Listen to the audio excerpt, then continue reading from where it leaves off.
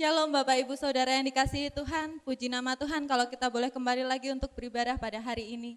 Mari kita siapkan hati kita mau masuk ke hadirat Tuhan, kita mau menyembah Dia. Kita ambil saat teduh sejenak. Terpujilah Tuhan sebab kasih setianya ditunjukkannya kepadaku dengan ajaib pada waktu kesesakan.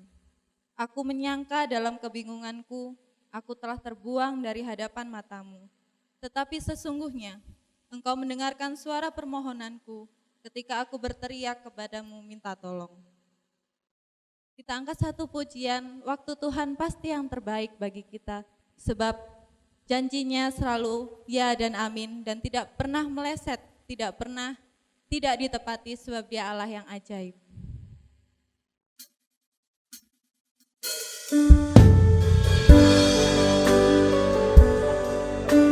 Apapun yang terjadi dalam kehidupan kami Tuhan, kami percaya bahwa itu semua rencana-Mu, itu semua proses yang Engkau siapkan bagi kehidupan kami. Ini hati kami Tuhan, ini penyembahan kami.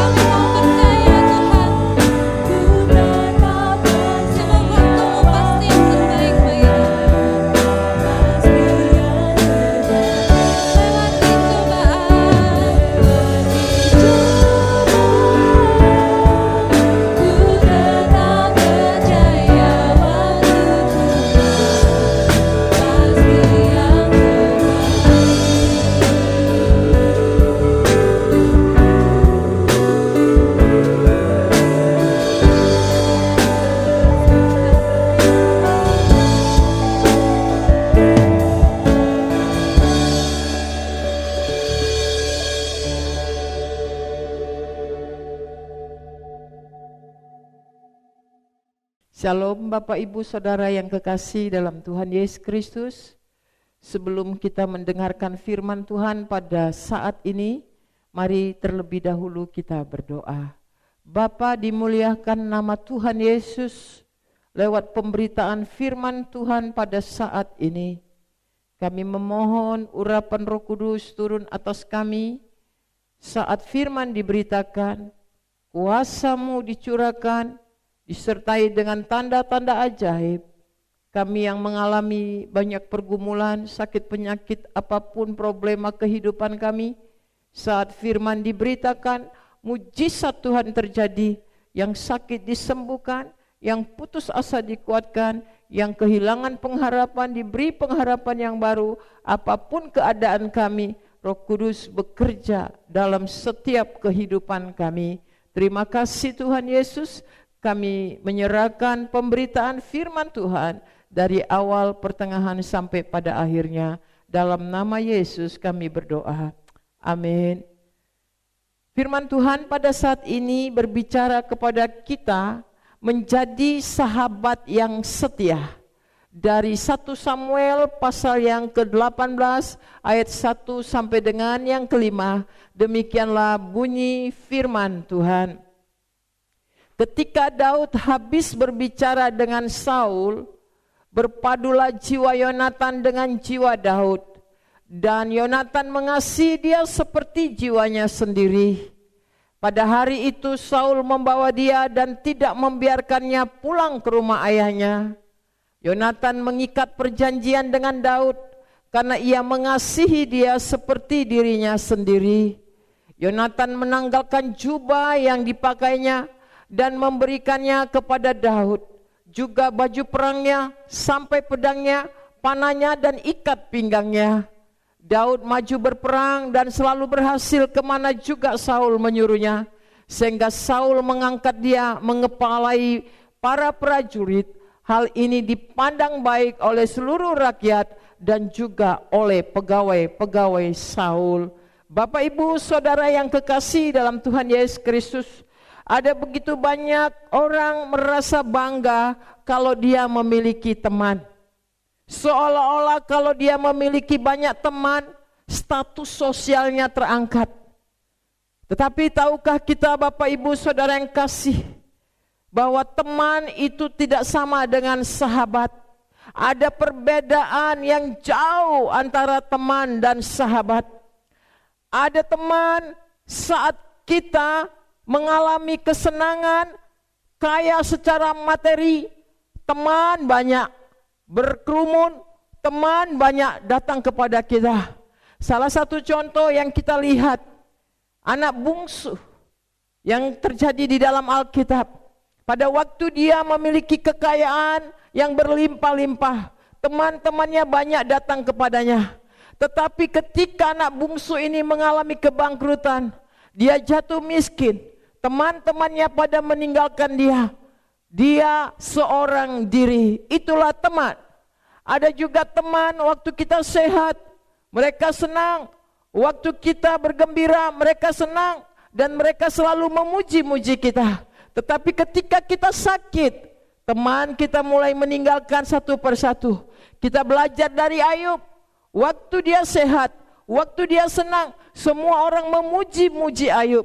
Tetapi ketika Ayub jatuh sakit, segalanya hilang, tubuhnya digerogoti penyakit, teman-temannya mulai datang dan menyindir Ayub. Ada yang mengatakan, mungkin Ayub kamu melakukan banyak dosa, mungkin kamu sudah melakukan banyak pelanggaran di hadapan Tuhan. Bertobatlah dan bertobatlah. Bapak Ibu Saudara yang kasih dalam Tuhan, teman kelihatannya adalah negatif, sahabat positif. Teman datang pada saat kita tertawa, tetapi sahabat datang saat kita berderai air mata. Teman datang saat kita sehat, tetapi sahabat datang pada waktu kita sakit. Jadi Bapak Ibu Saudara yang kasih dalam Tuhan, kita melihat suatu perbedaan antara teman dan sahabat. Dari pembacaan ini kita belajar tentang sahabat yang setia. Yonatan adalah sahabat yang setia kepada Daud. Yonatan adalah sahabat yang sungguh luar biasa bagi Daud. Yonatan tidak pernah merasa malu mengakui Daud sebagai sahabatnya. Yonatan ini anak raja Saul. Status sosialnya sangat bertolak belakang dengan Daud. Yonatan ini terbiasa dengan hidup dalam kelimpahan, sementara Daud dia terbiasa dalam kehidupan serba kekurangan. Dia Daud anak desa, Yonatan anak kota. Tetapi kita melihat Yonatan tidak pernah merasa malu mengakui Daud sebagai sahabat sejatinya, sebagai sahabat setianya. Nah, karena itu Bapak Ibu, kita belajar firman Tuhan hari ini. Belajar dari Yonatan dan Daud bagaimana mereka menjadi sahabat yang setia. Ada 5 hal yang kita pelajari dari firman Tuhan ini sebagai sahabat yang setia antara Yonatan dan Daud. Yang pertama kita lihat di ayat yang pertama pada pasal 18 tadi.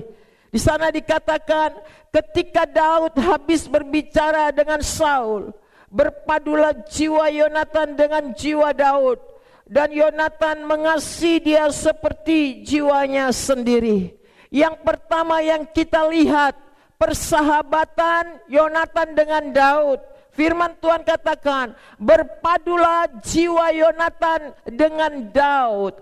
Arti kata berpadulah terjalin begitu erat dan kuat, tidak dapat dipisahkan, sangat dekat sekali. Sangat dekat sekali. Nah, pada saat itu Daud sedang berbicara kepada Saul, ayah Yonatan. Yonatan mendengar suara daripada Daud. Dan dikatakan oleh firman Tuhan, saat Yonatan mendengar suara Daud, terpadulah jiwa Yonatan kepada Daud. Suara apakah yang didengar oleh Yonatan dari Daud? Adalah suara yang penuh urapan, adalah suara yang penuh wibawa, adalah suara yang penuh iman, adalah suara yang penuh dengan keberanian. Ini disaksikan oleh Saul, ayah daripada Yonatan. Kalau kita bandingkan di dalam 1 Samuel pasal 17 ayat 45 dan 46, pada saat itu orang Israel sedang dikepung, dihina oleh bangsa Filistin. Dan Daud maju menghadapi orang-orang Filistin, Goliat pada saat itu.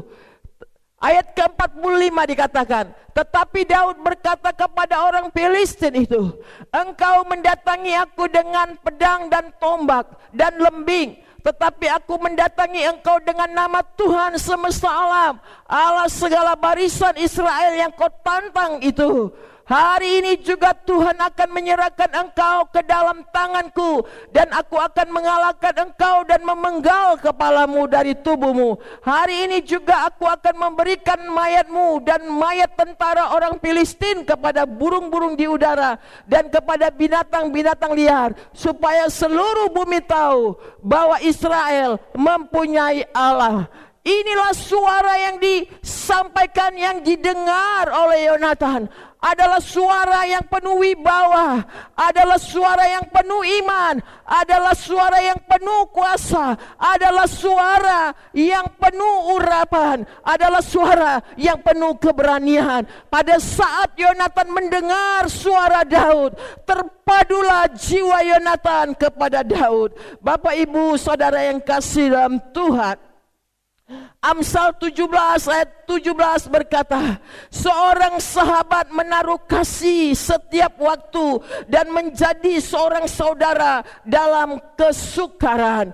Jadi kita melihat Yonatan memadukan jiwanya kepada Daud. Dia benar-benar terikat, mengikat satu perjanjian kepada Daud. Kasih Yonatan kepada Daud adalah kasih yang sejati. Mereka mengikat perjanjian kesatuan dalam hati dan jiwa, tidak tergoyahkan, tidak terpisahkan.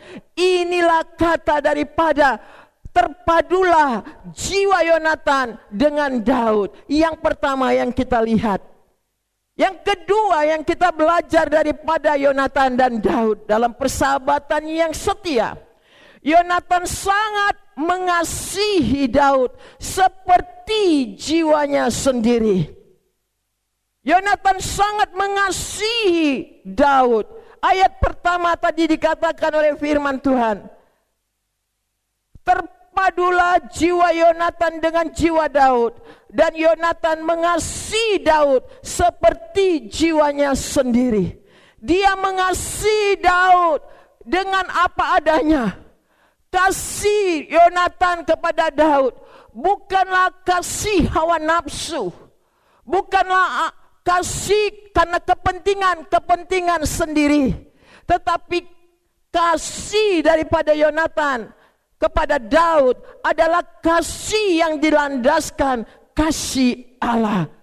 Bapak Ibu Saudara yang kasih dalam Tuhan, kata ayat ini, dan Yonatan mengasihi Daud seperti jiwanya sendiri, ini diambil oleh kelompok LGBT untuk mengatakan bahwa Yonatan dan Daud adalah gay, karena mereka sangat mengasihi sampai jiwa mereka terikat seperti itu. Bapak Ibu Saudara yang kasih dalam Tuhan, kelompok LGBT mengatakan Yonatan dan Daud ini saling jatuh cinta sejenis. Tetapi apakah demikian? Tidak. Karena kasih daripada Yonatan kepada Daud adalah kasihnya Tuhan. Dia sangat mengasihi Daud. Oleh karena ini adalah kegerakan kasih Allah kepada Yonatan untuk Daud. Kasih Yonatan ini adalah kasih yang murni.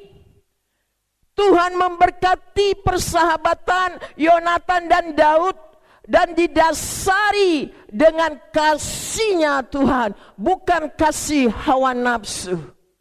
Jadi penderitaan Daud adalah penderitaan Yonatan. Pergumulan Daud adalah pergumulan Yonatan. Inilah yang dimaksud bahwa Yonatan sangat mengasihi Daud seperti jiwanya sendiri. Hal yang kedua yang kita sudah belajar hari ini, Yonatan sangat mengasihi Daud seperti jiwanya.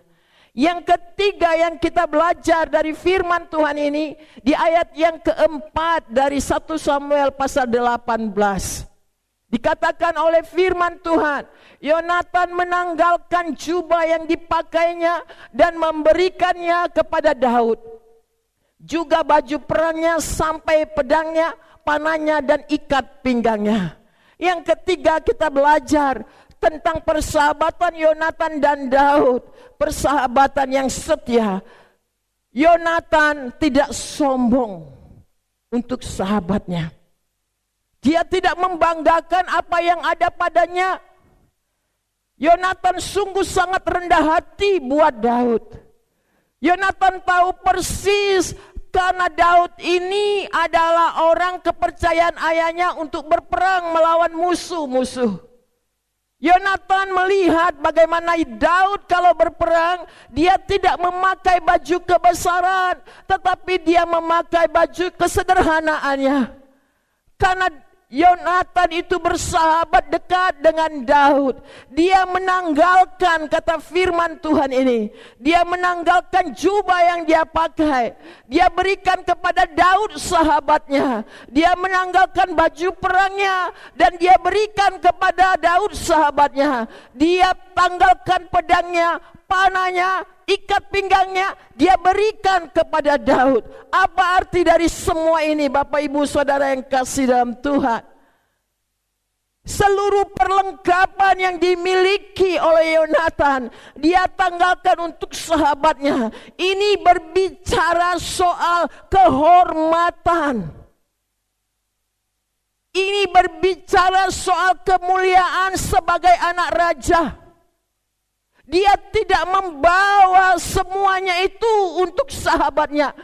Dia rela menanggalkan kehormatannya, kemuliaannya demi sahabat setianya. Dia tanggalkan semua ini kepada Daud. Yonatan benar-benar pribadi yang sangat rendah hati bagi sahabatnya Daud. Ini hal yang ketiga yang kita belajar, persahabatan Yonatan dan Daud. Yang keempat yang kita belajar adalah Yonatan ini adalah sahabat yang setia. Karena kenapa? Dia rela mempertaruhkan nyawanya demi sahabatnya.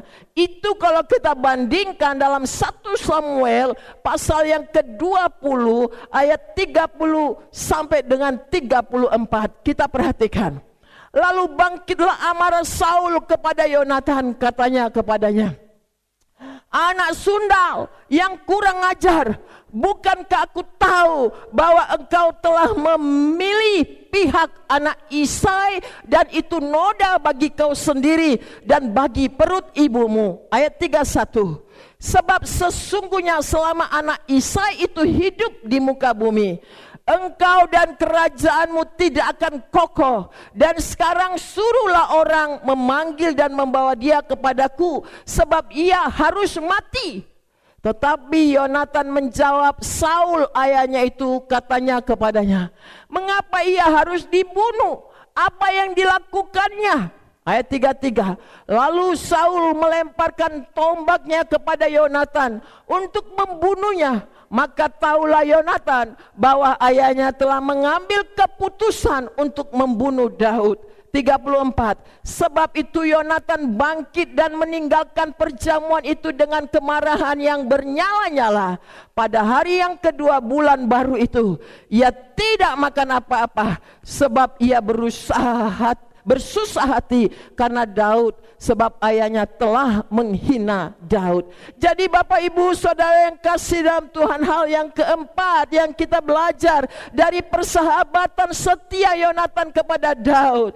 Yonatan bersedia rela mempertaruhkan nyawanya demi sahabatnya. Saul sangat membenci Daud. Saul sangat iri hati kepada Daud. Kenapa Saul begitu sangat membenci Daud? Karena pada saat itu Saul mendengar suara para penyanyi dan para penari bernyanyi sekeras-kerasnya kalau Daud itu membunuh musuh berlaksa-laksa, tetapi Saul beribu-ribu. Itulah yang membuat Saul itu marah besar, karena dia dilecehkan, dia diremehkan, direndahkan, dan dia iri hati kepada Daud.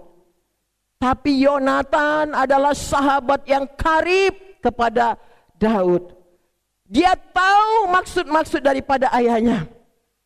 Daud juga tahu pada bulan baru biasanya Bapak Ibu di kerajaan Saul ada perjamuan makan bersama antara raja dan para pejabat istana. Tapi momen pada saat itu diambil oleh Saul untuk membunuh Daud. Dan pada saat itu Daud itu sudah merasa bahwa dia sangat terancam. Lalu dia bercerita kepada Yonatan sahabatnya, kalau ayahnya itu mau membunuh dia. Kemudian diadakanlah kesepakatan antara Yonatan dan Daud. Daud minta izin kepada Yonatan, tolong sampaikan kepada ayahmu dalam perjamuan di bulan baru itu, kalau saya tidak bisa makan perjamuan itu, saya akan pulang ke Bethlehem karena di sana juga ada perayaan. Lalu diizinkan oleh Yonatan inilah kepada Daud untuk dia pulang ke Bethlehem. Nah, pada waktu ada perjamuan makan di bulan baru ini, Saul ini bertanya kepada Yonatan, Yonatan, di mana Daud? Sejak kemarin sampai hari ini kok dia tidak hadir di dalam pertemuan makan bersama? Yonatan lalu menjawab, kalau Daud itu pergi ke Bethlehem di tengah-tengah sanak saudaranya, dan saya mengizinkan untuk Daud pergi ke Bethlehem. Nah, di tengah situasi itu Saul begitu sangat marah. Dia mencaci maki Yonatan di depan begitu banyak orang. Dia katakan kepada Yonatan ayat 30, dasar anak sundal. Dia katakan, bangkitlah amarah Saul kepada Yonatan, katanya kepadanya, anak sundal, kurang ajar. Bukankah aku tahu bahwa engkau telah memilih pihak anak Israel, dan itu noda bagi kau sendiri dan bagi perut ibumu. Dia mengkutuki anaknya. Lalu Yonatan bertanya kepada ayahnya, kenapa ayah begitu membenci Daud? Apa salahnya Daud? Kenapa ayah mau membunuhnya? Dan Yonatan ditombak sama ayahnya. Bapak ibu saudara yang kasih dalam Tuhan, kita melihat kebencian akan berakhir kepada pembunuhan. Anak sendiri dia mau habisi, tapi puji Tuhan, Yonatan tidak sampai kena tombak. Dan Yonatan begitu sangat marah sekali. Dia meninggalkan acara pertemuan itu, pergi untuk menjumpai sahabatnya. Jadi Bapak Ibu Saudara yang kasih dalam Tuhan Yesus Kristus, kita belajar dari sini bahwa Yonatan sangat mengasihi Daud sahabatnya, dan dia rela mempertaruhkan nyawanya demi sahabatnya. Yang kelima yang kita pelajari, apa balasan daripada Daud terhadap sahabat setianya ini? Apakah Daud setelah dia menjadi seorang raja melupakan Yonatan dan keluarganya? Tidak. Yang kelima kita belajar balasan yang diberikan Daud kepada Yonatan sahabat setianya. Kalau kita membaca di dalam 2 Samuel pasal 9 ayat yang ke-7.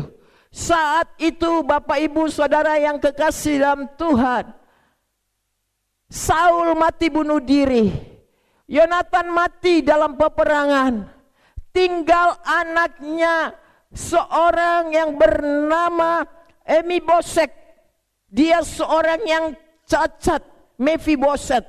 Dia cacat kata firman Tuhan, dia timpang, dia sendiri.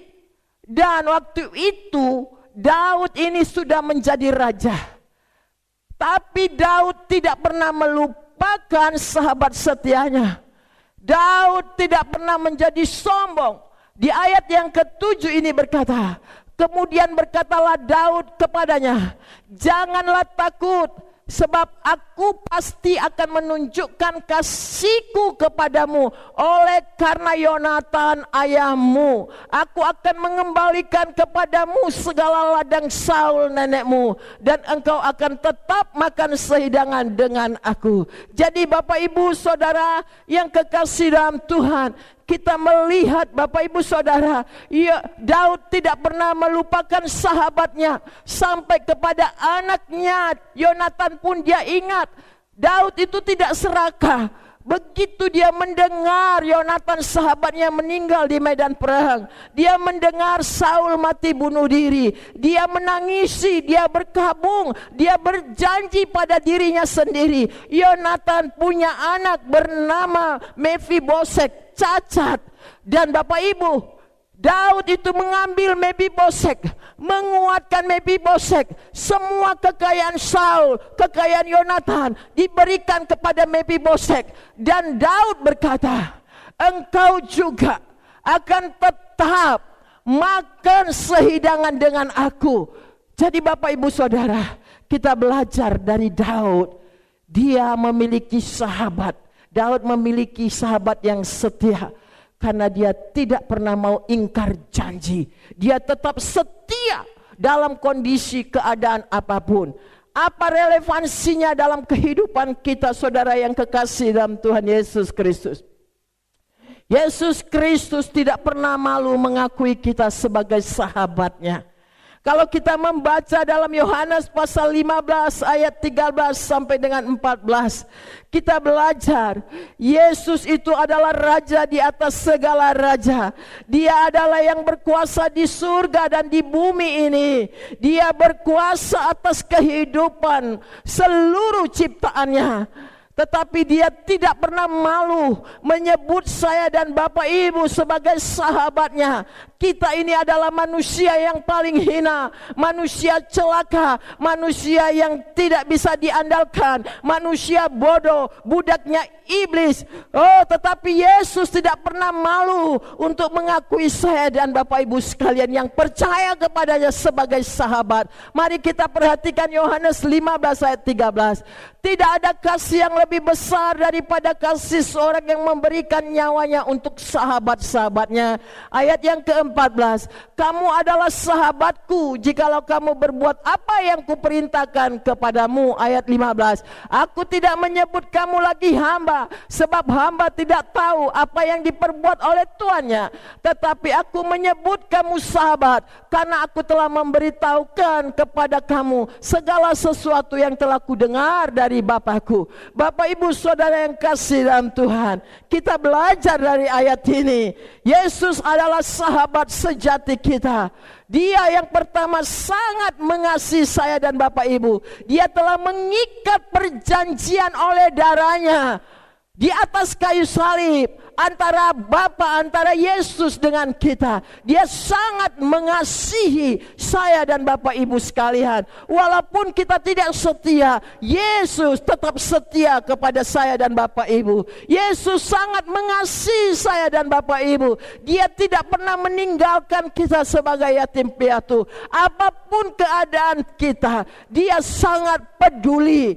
Karena ada satu ikatan perjanjian yang dibuat oleh Yesus antara dia dan kita sekalian. Perjanjian darah di atas kayu salib. Karena itu Bapak Ibu Saudara yang kasih, kita bersyukur karena kita punya sahabat yang sejati, Yesus Kristus namanya. Dia tidak pernah malu mengakui kita sebagai sahabatnya. Yesus meninggalkan kemuliaannya, Yesus meninggalkan kehormatannya, dia melepaskan kealahannya, turun menjadi seorang hamba yang hina. Untuk apa? Kita yang miskin, untuk diperkaya. Kita yang berdosa, untuk dibebaskan, dilepaskan. Itulah sahabat sejati kita, Yesus Kristus yang sangat maha rendah hati. Yesus bukan saja melakukan itu, tetapi Yesus juga telah mengorbankan nyawanya bagi saya dan Bapak Ibu sekalian. Dia mempertaruhkan nyawanya di atas kayu salib karena dia adalah sahabat yang telah mengikat perjanjian dengan kita sebagai sahabat sejati kita. Oh Bapak Ibu Saudara, apa balasan kita kepada kasihnya Tuhan Yesus yang luar biasa? Pantaskah kita menjadi seorang yang sombong? Pantaskah kita menjadi seorang yang angkuh? Pantaskah kita menjadi seorang yang memilih-milih teman atau sahabat? Kalau orang kaya saya mau bergaul, tapi kalau orang miskin saya tidak mau bergaul dengannya. Memandang bulu, pantaskah demikian? Pantaskah kita ini kikir? Pantaskah kita ini sulit untuk memberikan sesuatu bagi pekerjaan Tuhan? Pantaskah kita melakukan demikian? Pantaskah kita membanggakan semua karir-karir kita? Tidak pantas Bapak Ibu. Mari Bapak Ibu, kita mengambil satu sikap seperti Daud.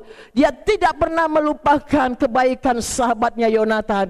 Kita juga harus tidak boleh melupakan kebaikan Tuhan Yesus Kristus buat kita sekalian. Semua karena anugerahnya, semua karena kasihnya dalam kehidupan kita. Mari kita menjalin persahabatan yang setia, baik itu kepada Tuhan kita Yesus Kristus maupun kepada sesama kita yang ada. Tuhan Yesus memberkati kita semua. Kita berdoa. Bapa, dimuliakanlah Tuhan lewat pemberitaan firman yang sudah kami dengar. Ampuni kami ya Tuhan, kalau kami tidak bisa menjadi sahabat yang setia bagi sesama kami. Kami mulai menyombongkan diri, kami mulai merasa diri paling hebat, kami mulai merasa paling benar dan selalu memilih-milih kasih kepada sesama.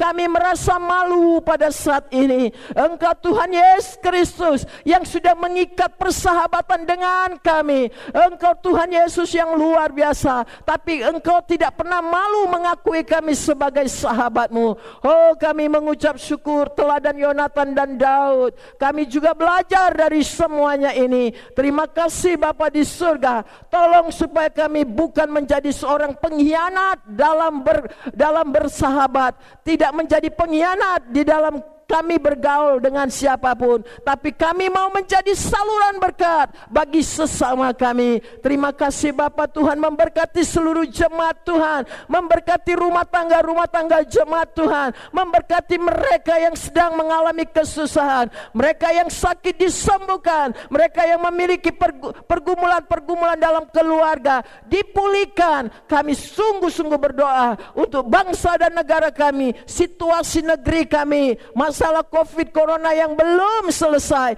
Oh Tuhan, kami berdoa biar kuasa-Mu Tuhan sungguh dicurahkan bagi negeri kami, bagi kota kami, bagi daerah kami, sehingga sungguh-sungguh Tuhan, oh masalah COVID ini, oh COVID-19 ini bisa tersingkir dan kami kembali bisa beraktivitas. Anak-anak Tuhan diberkati, gereja-gereja Tuhan diberkati.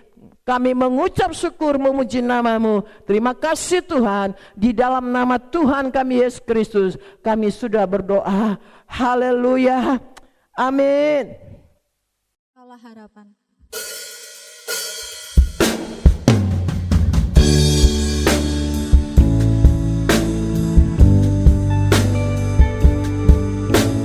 Tanpa Engkau Tuhan, kami bukan siapa-siapa, sebab Engkau yang menopang kami.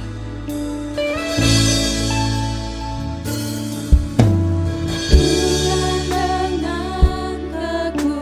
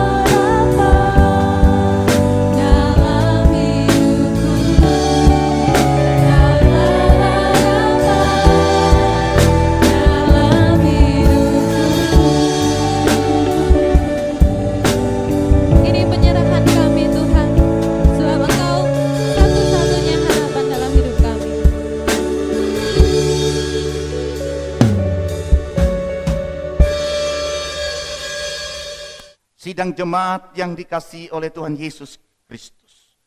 Pulanglah di dalam damai sejahtera Tuhan dan terimalah janji-janji berkat dari Tuhan.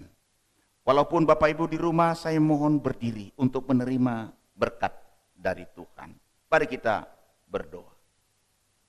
Tuhan mengasihi engkau dan mengasihi seluruh anggota keluargamu melebihi bangsa-bangsa yang tidak mengenal Allah. Tuhan akan mencurahkan berkat-berkat-Nya secara melimpah atas seluruh anggota keluargamu. Dan Tuhan akan menghalau daripadamu segala macam kutuk, kemiskinan, kebangkrutan, dan kegagalan. Tuhan bahkan juga menghalau dari hadapanmu segala macam penyebaran virus, termasuk virus corona, tidak akan menimpa kepadamu. Tuhan menyinari engkau dengan wajah-Nya dan memberi engkau kasih karunia. Tuhan menghadapkan wajah-Nya kepadamu dan memberi engkau damai sejahtera. Amin. Amin.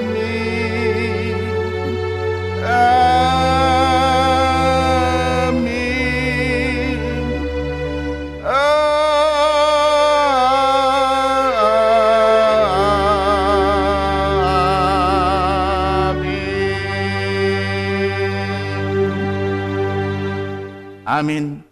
Mari kita duduk dan saat teduh di dalam doa.